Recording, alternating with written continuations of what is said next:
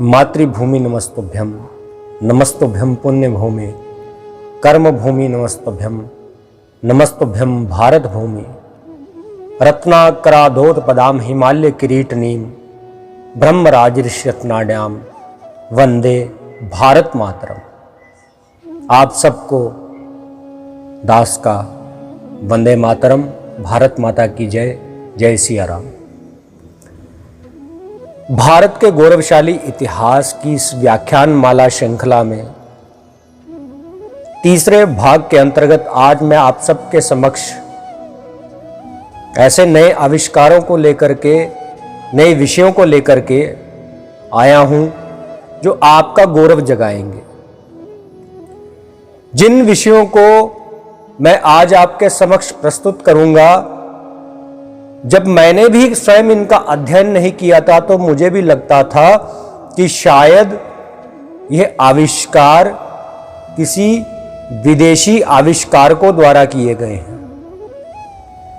परंतु जब मैंने अपने इतिहास के, अपने पौराणिक ग्रंथों को खंगाला, उनका अध्ययन करना शुरू किया तो मैंने पाया यह सब तो हमारे भारत में से ही निकले हैं। इन सब की खोज तो हमारे भारत में ही हुई है। तो ऐसा ही एक विषय आप सबके समक्ष लेकर आ रहा हूं। आज का पहला विषय है कंप्यूटर प्रोग्रामिंग। अब कंप्यूटर, जब भी हम कंप्यूटर शब्द को सुनते हैं या जब भी कंप्यूटर से रिलेटेड कोई जानकारी, कोई बात हमारे सामने आती है तो एकदम से सन 26 दिसंबर सन 1791 में जो लंदन में जन्मा चार्ल्स बेबेज, उसका रटा रटाया नाम हमारे मस्तिष्क में घूमने लगता है, क्योंकि हमने बचपन में यही पढ़ा कि उसी ने कंप्यूटर हमें दिया था, वही कंप्यूटर का आविष्कार करने वाला था। जबकि सच्चाई इस बात से कोसों दूर है। यह बात सत्य नहीं कि चार्ल्स बेबेज ही कंप्यूटर का पहला जानकार, पहला आविष्कारक हुआ। चार्ल्स बेबेज से पहले भी भारत में कंप्यूटर प्रोग्रामिंग और कंप्यूटर के जैसे ही उपकरणों का प्रयोग किया जा चुका है। चार्ल्स बेबेज जो था उसने 1837 में पहला analytical engine computer mechanical form में बनाया। सब जानते ही हैं, सबने पढ़ा है। बताने की साइंस के स्टूडेंट, इसके कंप्यूटर साइंस के स्टूडेंट्स को या आईटी के स्टूडेंट्स को बताने की आवश्यकता नहीं। परंतु यदि हम अपने पौराणिक ग्रंथों को देखें तो भारत में इसका आविष्कार कई वर्षों पूर्व हो चुका था और अन्य आविष्कारों की तरह इस आविष्कार को करना, कंप्यूटर को बनाने की प्रक्रिया, उसको ऑपरेट करने की प्रक्रिया, सारी जानकारियां भारत से ही चोरी की गई। अब आप विश्वास नहीं करेंगे तो विश्वास के लिए आपके सामने एक ऐसा नाम रख रहा हूं जिस नाम को शायद भारत के सभी विद्वान जानते हैं। भारत ही नहीं, विश्व के सारे विद्वान इस महापुरुष के नाम को जानते हैं। 700 ईसा पूर्व, यानी कि 700 बिफोर क्राइस्ट BC, उत्तर पश्चिम भारत के गांधार देश,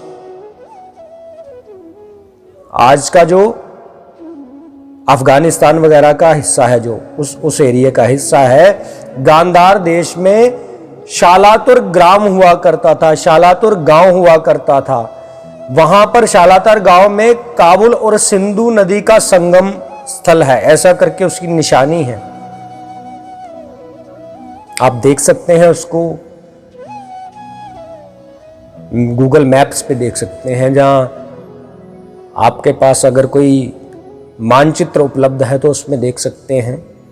तो वैसा वो स्थान, उस स्थान पर उस महापुरुष का नाम हुआ जिसकी माता का नाम दाक्षी था और पिता का नाम पणीन था। माता का नाम दाक्षी, पिता का नाम पणीन, और उन्हीं के पुत्र जिनके गुरु हुए उपवर्ष जी महाराज। उपवर्ष जी से जिन्होंने दीक्षा ली, वैसे परम तेजस्वी, परम ओजस्वी, महाज्ञानी, महावैज्ञानिक महर्षि पाणिनि जी की मैं बात कर रहा हूं। बड़े सारे लोगों ने महर्षि पाणिनि जी का नाम सुना हुआ है, और पाणिनि जी ने ही कंप्यूटर प्रोग्रामिंग की खोज लगभग 700 ईसा पूर्व कर दी थी।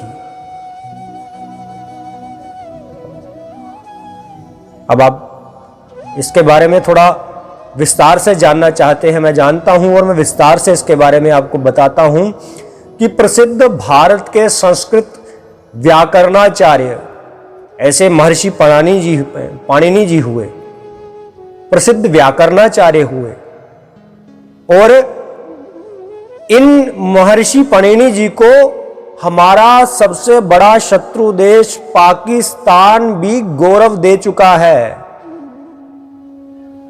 जानकर आपको आश्चर्य होगा, पाकिस्तान ने महर्षि पाणिनि जी को राष्ट्र पुरुष का सम्मान प्रदान किया है।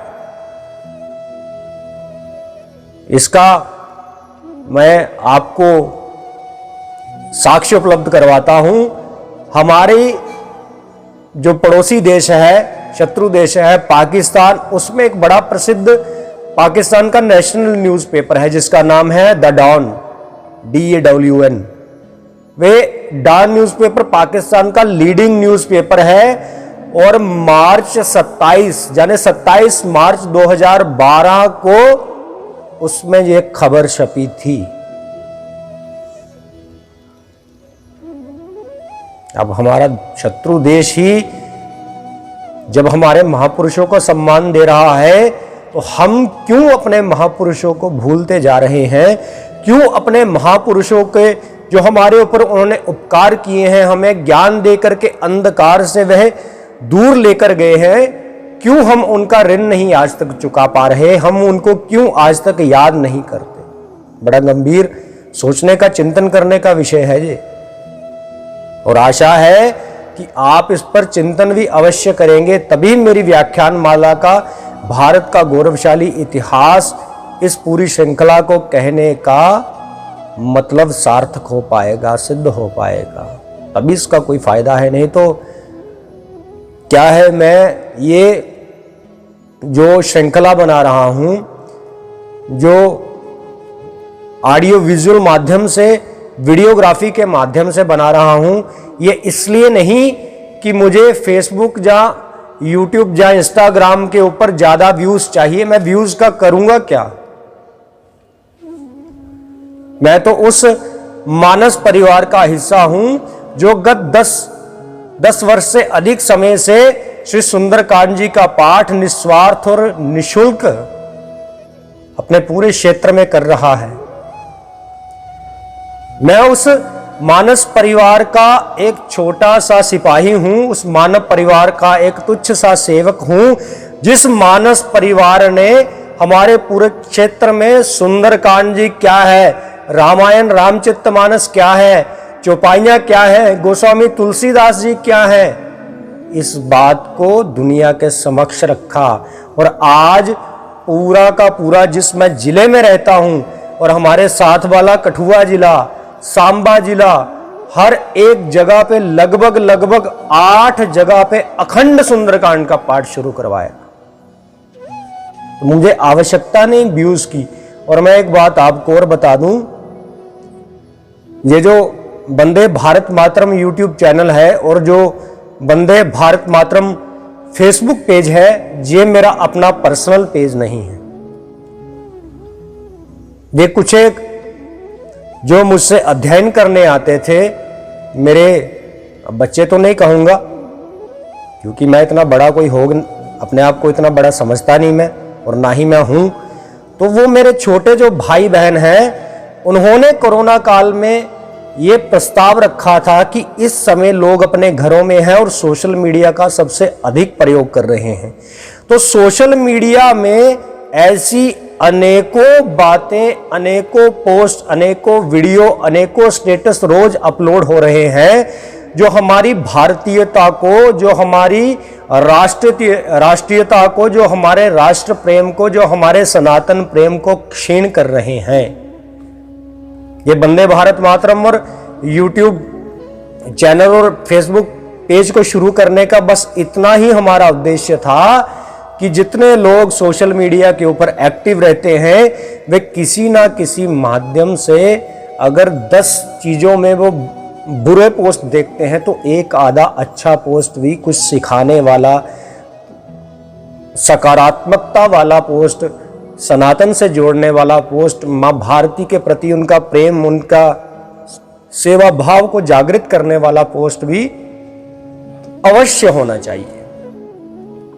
बस इतने से उद्देश्यों को लेकर के हमने ये सोशल मीडिया प्लेटफॉर्म पर भी कार्य शुरू किया। इसके अलावा वंदे भारत मातरम कुल मिलाकर के इस समय तो 22 की संख्या है हमारी, सबको मिलाकर के, जिनमें आयु में शायद सबसे बड़ा मैं ही हूँ, क्योंकि सब मुझसे अध्ययन करने आते थे अनेकों प्रकार से, अनेकों पुस्तकों का, ग्रंथों का।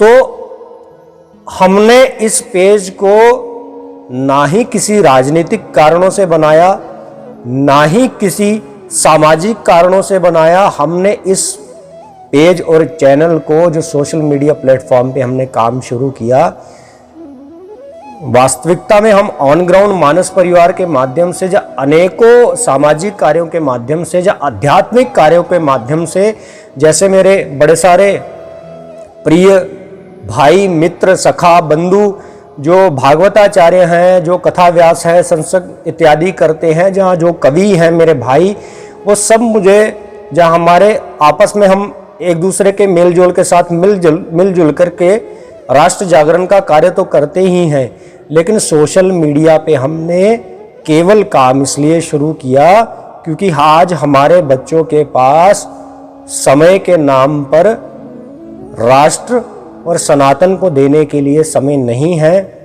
फेसबुक चाहे, व्हाट्सएप चाहे, यूट्यूब चाहे, तो पूरा दिन उनसे आप चलवा लीजिए। और आज तो शिक्षा भी पूरी फ़ोन के माध्यम से ही चल रही है। तो इसीलिए हमने यह विचार किया कि एक ऐसी जानकारियां जो हमारा गौरव जगा सकें, बच्चों के अंदर उत्सुकता जगा सके कि हम किनके वंशज हैं, हमारे पूर्वजों ने क्या किया है, भारत का इतिहास क्या रहा है, इसीलिए हमने ये सोशल मीडिया पे यह क्रम शुरू किया। तो मैं बता रहा था आपको कि महर्षि पणिनि जी को पाकिस्तान ने राष्ट्र पुरुष के सम्मान से सम्मानित किया। 27 मार्च 2012 की द डॉन न्यूज़पेपर, जो पाकिस्तान का न्यूज़पेपर है, उसमें ये खबर छपी हुई है। आप चाहे तो गूगल करके पुराने पेपर वहां से निकल जाते हैं, गूगल में क्लाउड स्टोरेज होती है, तो वहां से आप ये निकाल सकते हैं। ये वही महर्षि पणिनि है जिन्होंने कंप्यूटर प्रोग्रामिंग की खोज की थी। इन्होंने कौन कौन से ग्रंथ लिखे, अनेकों लिखे, लेकिन उनमें जो सर्वाधिक प्रसिद्ध ग्रंथ हैं उनमें माहेश्वर सूत्र एक ग्रंथ है, अष्टाध्यायी एक ग्रंथ है, धातु पाठ एक ग्रंथ है, गण पाठ एक ग्रंथ है। और यही मैं कहूं हमारे महर्षि पणिनि जी यही फादर ऑफ कंप्यूटर हैं। अब इसमें समय लगेगा हमें दुनिया के सामने ये सिद्ध करने में, लेकिन यदि हमारा संकल्प दृढ़ है तो एक दिन सफलता अवश्य ही हमारे कदमों में हमारे चरणों में प्रणाम करेगी और भारत माँ की गौरवमयी ध्वजा उठा करके हमारे साथ साथ इस आंदोलन में चलेगी। आपको बताता हूं एक द MLVD न्यूज़पेपर है, ए मंथली ऑफ इंडोलॉजिकल बिब्लियोग्राफी, ये न्यूज़पेपर है। इसमें अप्रैल 1993 में एक खबर छपी जिसमें महर्षि पणिनि को first software man without hardware का सम्मान दिया गया। महर्षि पणिनि को क्या कहा गया? First software man without hardware. ऐसा इनको उसने घोषित किया। और जिसका इस खबर का जिस पैरा में ये खबर आई, उसका पैरा का मुख्य जो शीर्षक था वो शीर्षक था Sanskrit software for future hardware.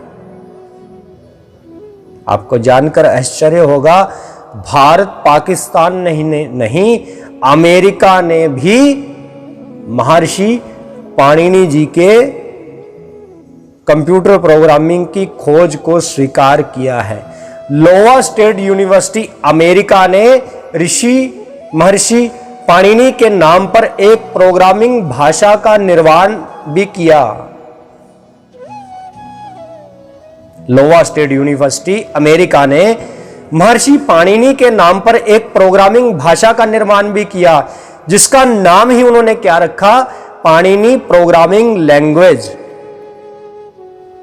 और शायद आपको इस बात पर विश्वास हो जाना हो, यदि विश्वास करना है, इसकी परख करनी है, तो www.paninij.org पर जाकर के आप इसको देख सकते हैं कि अमेरिका की लोवा स्टेट यूनिवर्सिटी ने महर्षि पाणिनि के नाम पर प्रोग्रामिंग लैंग्वेज का नाम रखा है या नहीं रखा है।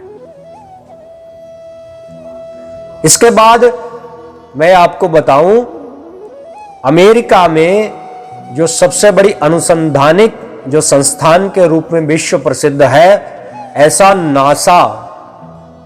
नासा के वैज्ञानिक, बड़े प्रसिद्ध वैज्ञानिक हुए, जिनका नाम था मिस्टर रिक ब्रिग्स।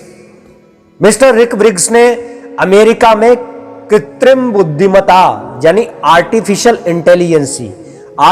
इंटेलिजेंसी और पाणिनि व्याकरण के बीच की श्रृंखला की खोज की।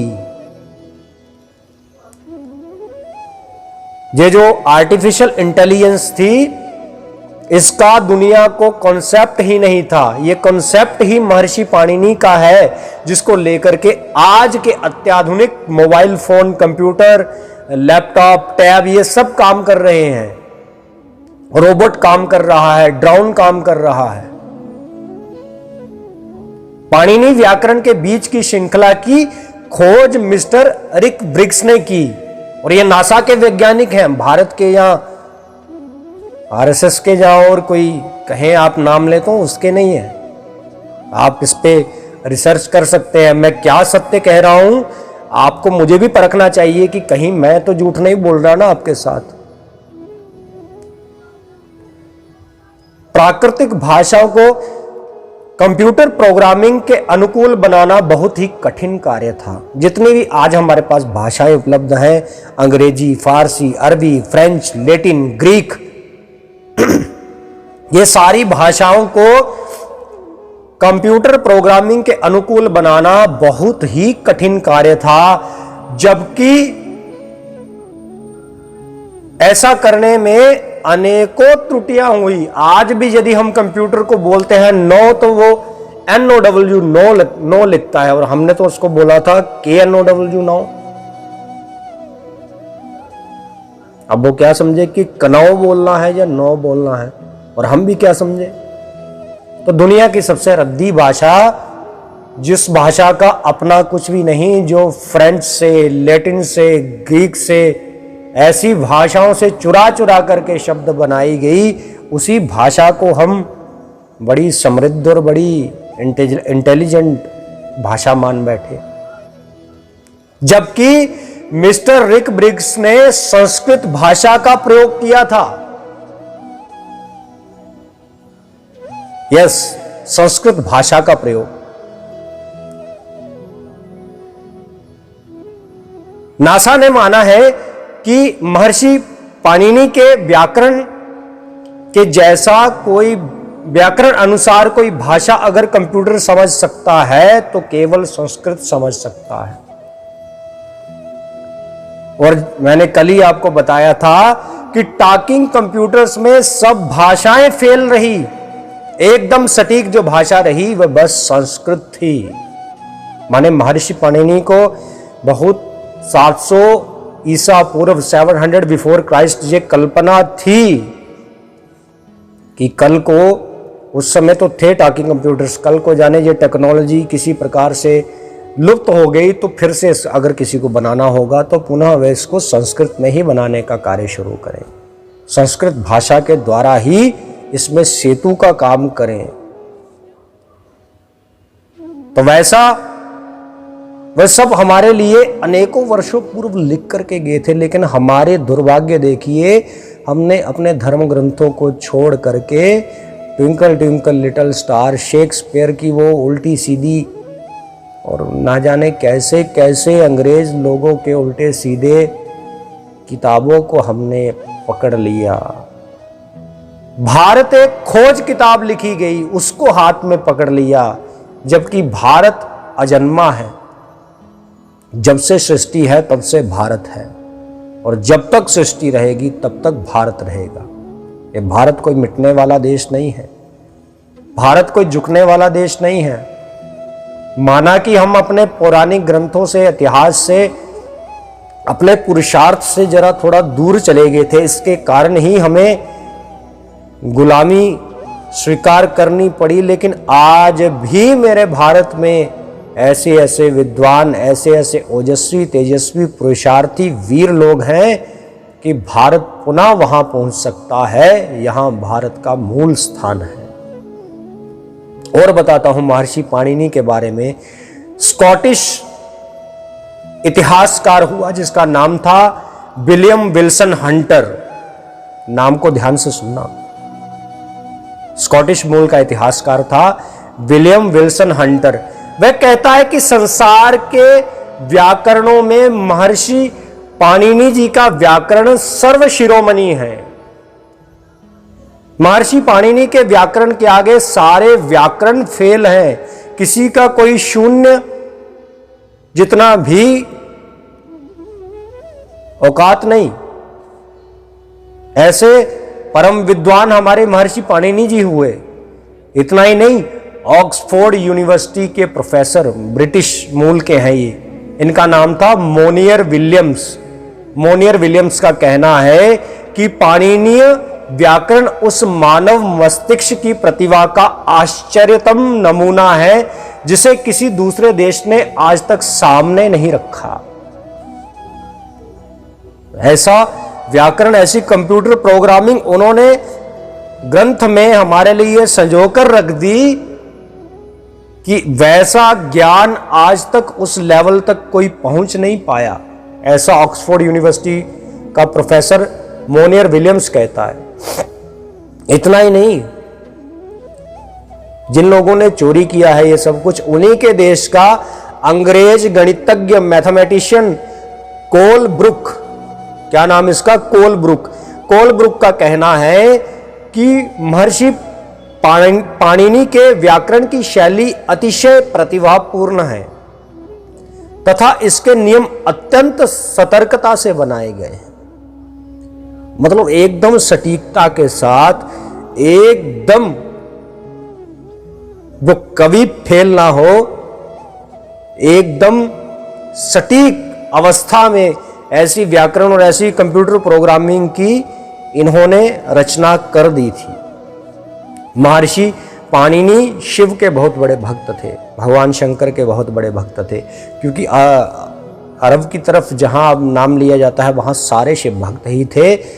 तो भगवान शंकर जी की ही कृपा से उन्होंने माहेश्वर सूत्र भी, इसकी भी उन्होंने रचना की, और तब इन्होंने इस अपने माहेश्वर सूत्र में भगवान महादेव की अनेकों स्तुतियाँ भी रची, जिनमें से एक माहेश्वर सूत्र का मैं श्लोक आपके सामने रख करके भगवान शंकर को मैं भी याद कर लूं, क्योंकि परम भक्त हैं, भगवान हैं और हमारे श्री रघुनाथ जी के बड़े प्रिय हैं। ऐसा एक श्लोक उन्होंने लिखा है, नितावसाने नटराज राजो ननाद डक्काम नव पंचवारम उदधर तु कामो सनकादि सिद्ध धाने तद विवर्षे शिव सूत्र जालम। ऐसा उन्होंने भगवान शंकर की स्तुति की है। इसके बाद अगले विषय को आप सबके समक्ष प्रस्तुत करता हूं। अगला विषय है बिजली, इलेक्ट्रिसिटी। इलेक्ट्रिसिटी को लेकर के भी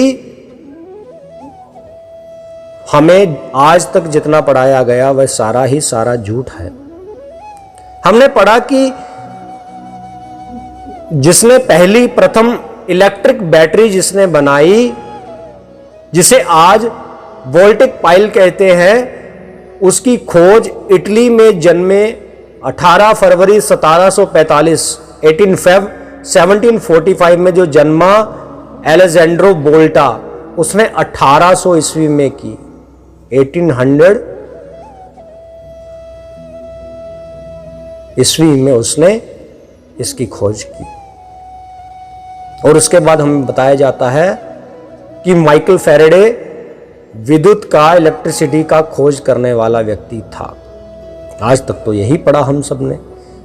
और हमने ये भी पढ़ा कि बिजली विद्युत की खोज अमेरिकी बेंजामिन फ्रैंकलिन 17 जनवरी 1706 जिसका जन्म हुआ, उसने 1767 में की। परंतु आज ये साबित कर सकता हूं अपने धर्म ग्रंथों और श्री रघुनाथ जी की कृपा से कि विद्युत की खोज भारत में हुई है। आपको जानकर आश्चर्य होगा कि विद्युत की खोज भी हमारे आदि ऋषियों में से, जो सप्त ऋषि हुए, उन्हीं में से, जो हमारे सप्त ऋषियों में से वशिष्ठ मुनि जी के बड़े भाई तथा लोपामुद्रापति महर्षि अगस्त्य जी ने ही विद्युत की खोज की थी। जिन अगस्त को हम कहते हैं अगमम पर्वतम स्तन्वयति इति अगस्त्य, विंध्याचल पर्वत को झुकाने वाला, अपनी अंजनी में समुद्र रखकर पीने वाला, केरल के मार्शल आर्ट, चाइना कहती है कि मार्शल आर्ट हमारा है, लेकिन मार्शल आर्ट का जो जनक है, जिस मार्शल आर्ट को आज कलरी पट्टू के नाम से जाना जाता है, उसके संस्थापक, अस्त्र शस्त्र के वैज्ञानिक, महावैज्ञानिक और मंत्र दृष्टा तथा त्रेता युग में प्रभु राम को पंचवटी में निवास के लिए कहने वाले अगस्त्य ऋषि ही विद्युत ज्ञान के जनक हैं। रामचरितमानस में भगवान राम को पंचवटी में निवास करने के लिए अगस्त मुनि ने ही कहा था। और बहुत सारी missile technology, defence technology, rocket technology, ये अगस्त मुनि ने ही अनुसंधान के द्वारा जो कमाई थी, वही राम जी को आतंकवादी देश और आतंकवादी साम्राज्य, राक्षस साम्राज्य, रावण के साम्राज्य के खिलाफ उन्होंने यूज करने के लिए वह उन्हें दी थी। है प्रभु परम मनोहर ठाऊ, पावन पंचवटी तही नाऊ, अरण्य कांड का ये चौपाई है। महर्षि अगस्त्य जी ने अगस्त्य संहिता में विद्युत उत्पादन के संबंधित सूत्र लिखे हैं। संस्थाप्य मृण्मय पात्रे ताम्रपत्रम सुसंस्कृतम, और भी काफी सूत्र उन्होंने लिखे हैं। संयोगाज जायते तेजो मित्रा वरुण संगीतम। महर्षि अगस्त्य जी ने बैटरी बनाने का कुछ इस प्रकार से वर्णन किया है कि एक मिट्टी का पात्र लें, बर्तन लें, उसमें ताम्र पट्टी का, कॉपर शीट डालें, ताम्र पत्रिका कहते हैं कॉपर शीट को, तथा शिखी ग्रीवा कॉपर सल्फेट डालें। फिर बीच में गीली कास्ट पासु वेट सार डस्ट लगाएं, बीच में लगाएं। ऊपर पारा मरकरी, पारा कहते हैं मरकरी को, तथा दस्तलोष्ट यानी जिंक, जिंक कहते हैं जिसको, दस्तलोष्ट डालें। फिर तारों को मिलाएं तो उससे मित्रा वरुण शक्ति, मित्रा वरुण शक्ति यानी इलेक्ट्रिसिटी का उदय होगा। और आपको पता है कि अगस्त्य ऋषि ने पहला ल्यूकड सेल एक घड़े में बनाया था। पहली ल्यूकड बैटरी एक घड़े में, एक मिट्टी का पात्र लें, है ना। संस्थाप्य मृण्मय पात्रे ताम्रपत्रम सुसंस्कृतम। और इसी कारण घड़े के बीच से विद्युत, इलेक्ट्रिसिटी को पैदा करने के कारण उन्हें कुंभज ऋषि भी कहा जाता है। कुंभ कहते हैं घड़े को। एक बार त्रेता जुग माही, शंभु गए कुंभज ऋषि पाही। अगस्त्य ऋषि ने कहा है, गोस्वामी तुलसीदास जी ने कुंभज ऋषि कहा है। इसका अर्थ क्या कि हमारे गोस्वामी तुलसीदास जी के समय तक भी लोग जानते थे कि विद्युत का आविष्कार हमने किया है।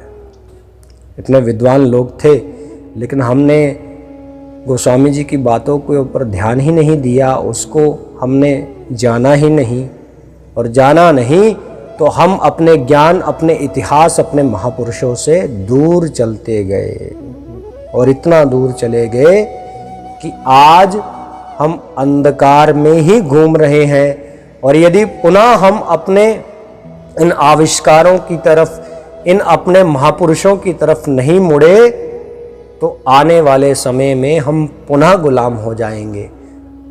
बौद्धिक धरातल, मानसिक धरातल पर आज भी हम परतंत्र हैं, क्योंकि हमने जो भी पढ़ा वह वही पढ़ा जो हमको अंग्रेजों ने पढ़ाना था।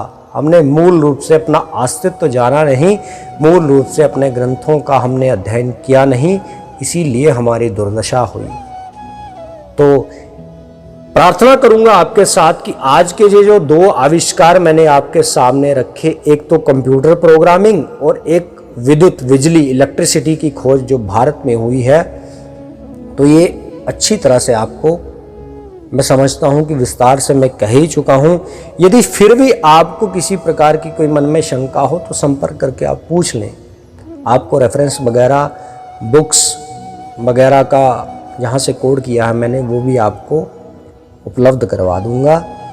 और ये जानकारी कृपया मैं आपसे पुनः प्रार्थना करूं, हाथ जोड़कर प्रार्थना करूं, बार बार प्रार्थना करूं, अपने आने वाली पीढ़ी को, जो इस समय आपके बच्चे शिक्षा ग्रहण कर रहे हैं, उनको जरूर दें। यदि उन तक ये शिक्षाएं पहुंची तो उनका पुरुषार्थ जागेगा, और वह इस क्षेत्र में शिक्षा के साथ साथ अपने इतिहास को, अपने गौरव को भी जान पाएंगे। इसी के साथ आज की इस चर्चा को यहीं पे विराम देते हैं। आप सबको मेरा पुनः एक बार जय सिया राम, आप सबको प्रणाम। वंदे भारत मातरम।